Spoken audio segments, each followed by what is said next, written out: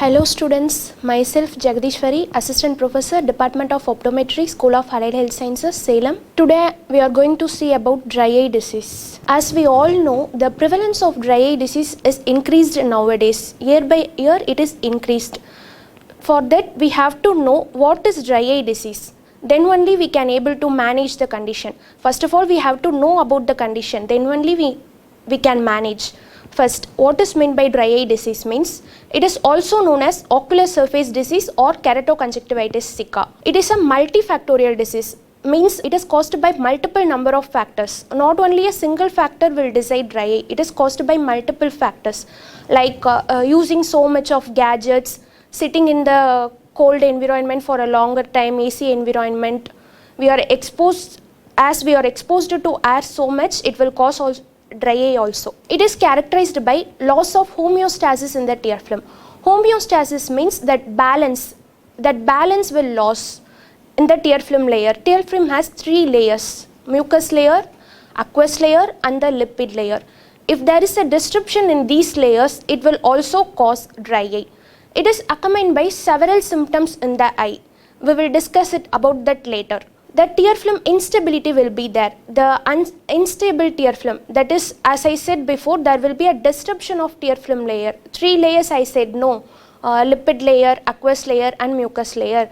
There will be a disruption or damage to that layer. And hyperosmolarity. Hyperosmolarity means the components in the tear film will increase. What are the components in the tear? We all know sodium, potassium, magnesium and the salt. The content of that components is increased, that is called hyperosmolarity. Then ocular surface damage. Ocular surface means the name itself, it is having surface, the front portion, the cornea, conjunctiva, lids, that also will damage in the dry eye. Then neurosensory abnormalities. Neurosensory abnormalities means nerve problems. Cornea is majorly supplied by trigeminal nerve.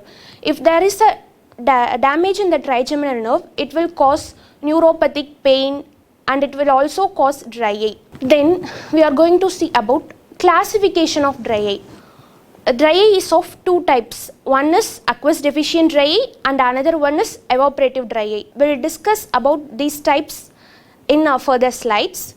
Then aqueous deficient dry eye is classified into two types, Sjogren's syndrome and non-Sjogren's syndrome. Sjogren's syndrome is again classified into two types, primary and secondary type. Non-Sjogren's syndrome is due to lacrimal deficiency, that is tear deficiency, the deficient in the tears. Then lacrimal gland duct obstruction means the lacrimal gland is responsible for production of tears. If there is a obstruction in that lacrimal duct, it will also cause dry eye. Then reflex block. Reflex block is nothing but the cornea is supplied by the trigeminal nerve and the facial nerve. If there is a damage or dysfunction in the trigeminal nerve or facial nerve, it will also cause dry eye and it will cause lacrimal hyposecretion, that is decrease in the secretion of the tears.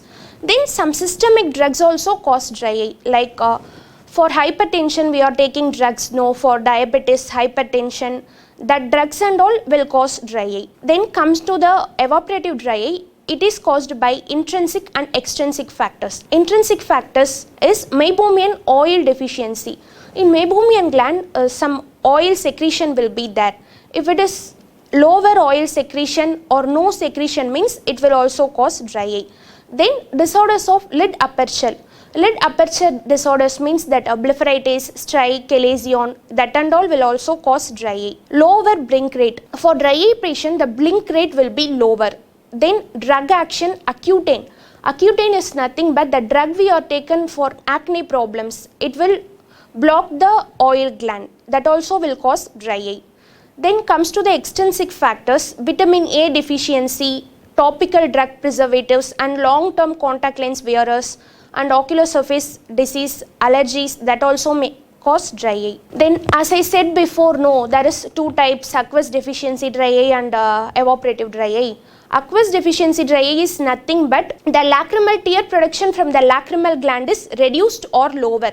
that is called aqueous deficient dry eye. It is classified into two types, Sjogren syndrome and non-Sjogren syndrome. Sjogren syndrome is nothing but it is associated with autoimmune disease. Non-Sjogren syndrome is not associated with autoimmune disease, simply it will cause dry eye. Then comes to the evaporative dry eye, there is a normal tear secretion. The tear secretion from the lacrimal gland is normal, but there is a excessive loss. A secretion is normal, but there will be a loss of tears, more loss of tears.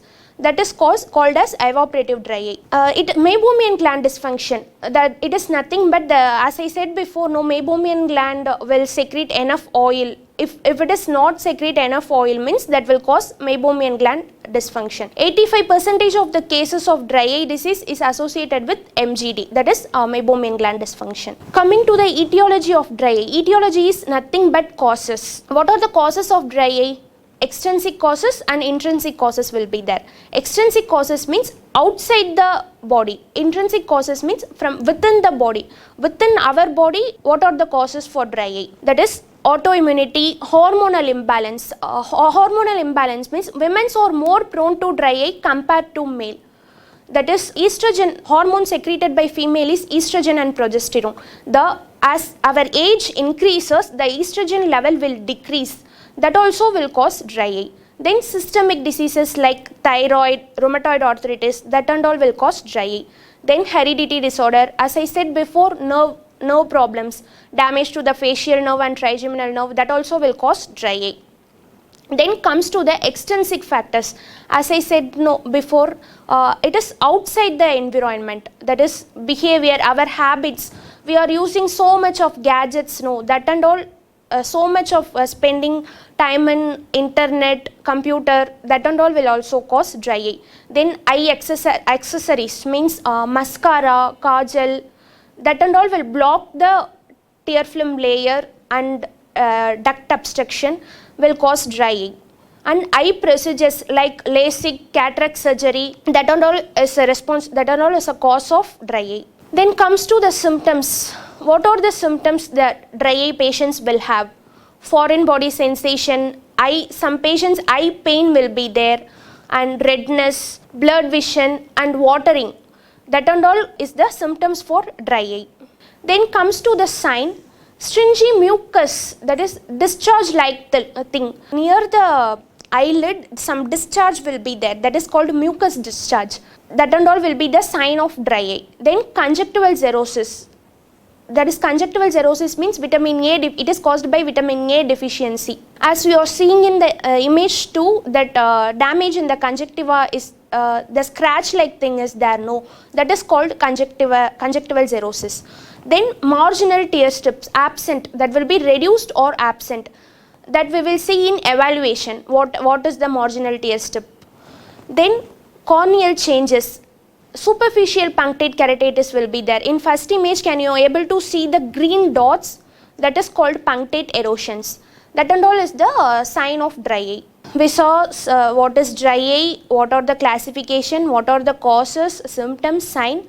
Then we are going to see about evaluation. We have to evaluate the tear stability. For tear stability test, there are two types of tests, non-invasive tear film breakup time and tear film breakup time.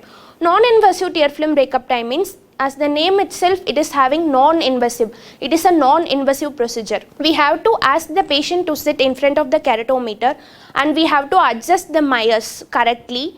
First, we have to instruct the patient to blink for some time, and once we started the stopwatch, we have to ask the patient to stop blinking and count from the last blink. If there is a disruption of tear film, we have to note the disruption and count the seconds. If there is less than 10 seconds means the patient is having dry eye, that is abnormal tear film. Then comes to the tear film breakup time, we have to instill the anesthetic drops to the patient and wetted the patient conjunctival sac with fluorescent strip and ask the patient to blink and spread the fluorescent. And we have to again examine the patient under the slit lamp with using cobalt blue filter under diffuse illumination. The interval between the last complete blink and the first appearance of the random spot will be noted. You can see in the image the black spot will be there, that is called random black spot. We have to count the seconds from the last blink to the first appearance of the random spot. That is, that seconds should be noted. If the seconds is less than 10 seconds, there will be a disruption in the tear film layer. That is considered as the dry eye. Then comes to the tear volume. We have to assess first we assess the tear stability, then we have to assess the tear volume. How much volume of the tears is there? Tear meniscus height. As I said in the science, reduced marginal strip, that is tear meniscus height. We have to observe the tear meniscus height using cobalt blue filter with the help of conical beam under slit lamp illumination. We have to compare the height of the slit lamp beam and the tear meniscus height.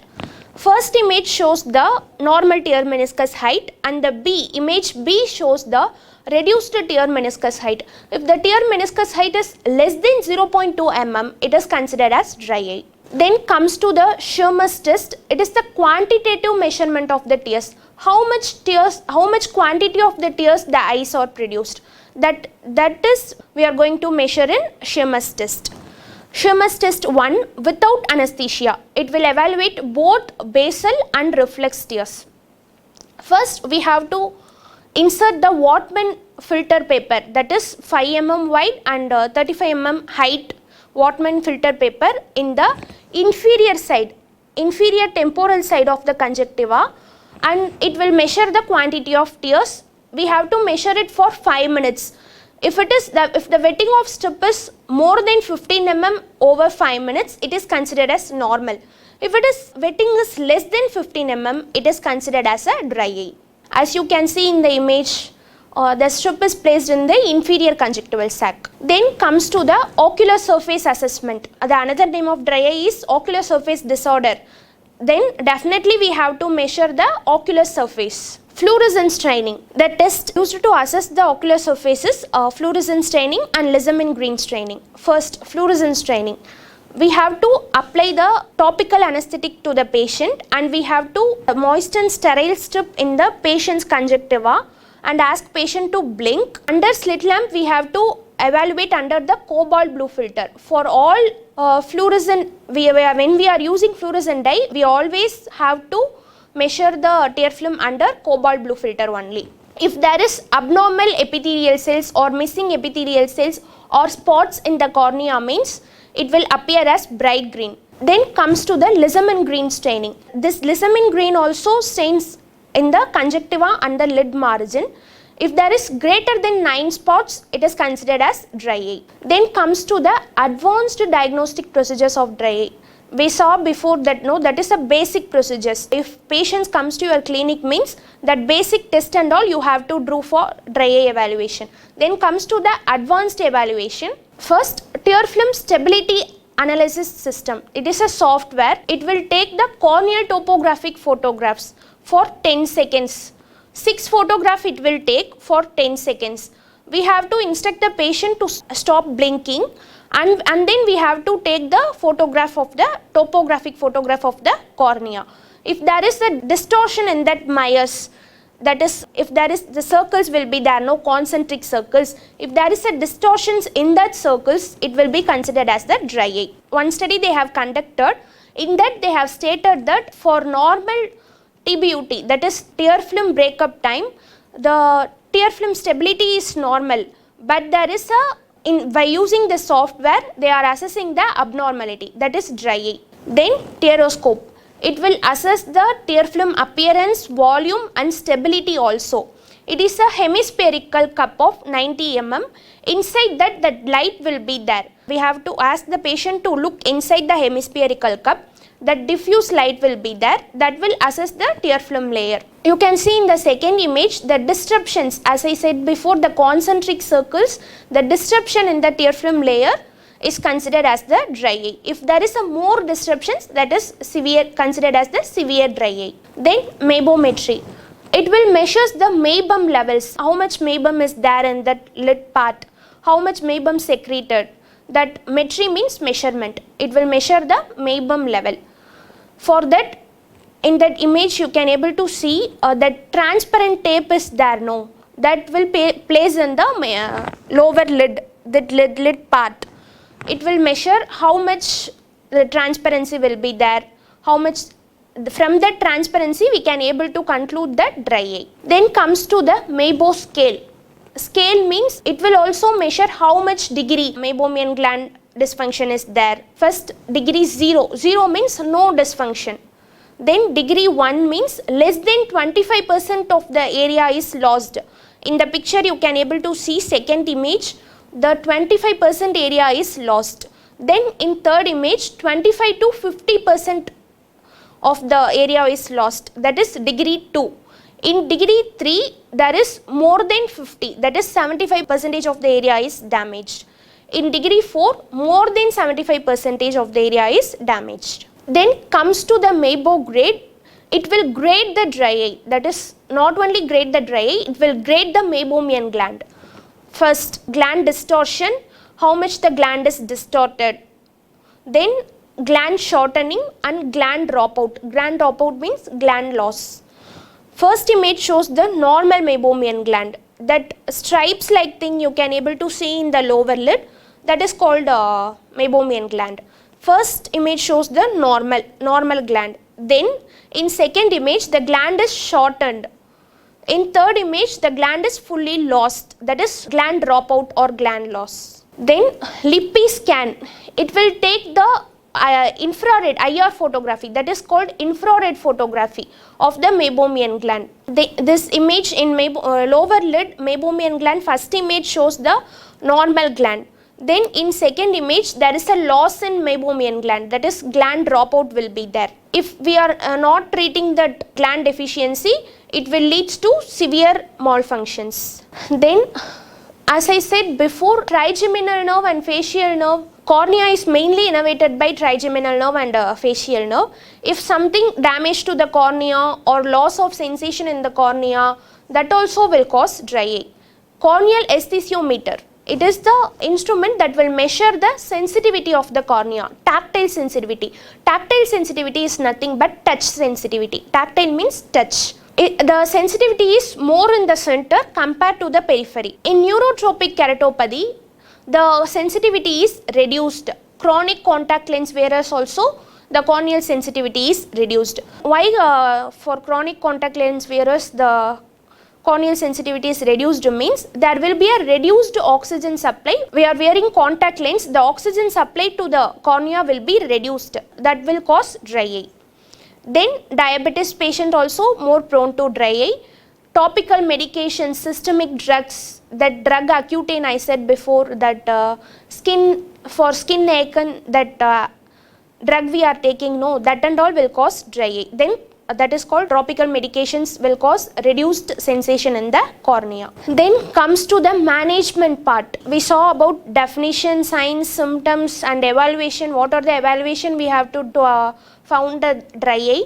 Then comes to the management part. We have to educate the patient about the condition. First we have to educate the patient that what is dry eye, what and all will be the causes, what and all will be the symptoms, that and all we have to educate the patient about the condition first. Then modification in the environment. Nowadays we are using so much of gadgets, internet, computer, smartphone, that and all, no, that we have to reduce the timing of that. We have to advise the patient to reduce the screen time. Then most of them are preferring AC environment. That AC environment will make the cornea dry and it will cause dry eye. So we should advise the patient not to sit in front of the AC or air environment. Then teach them about the 20-20 rule. For every 20 minutes they have to look far away the objects 20 meter for 20 seconds. Then lid hygiene.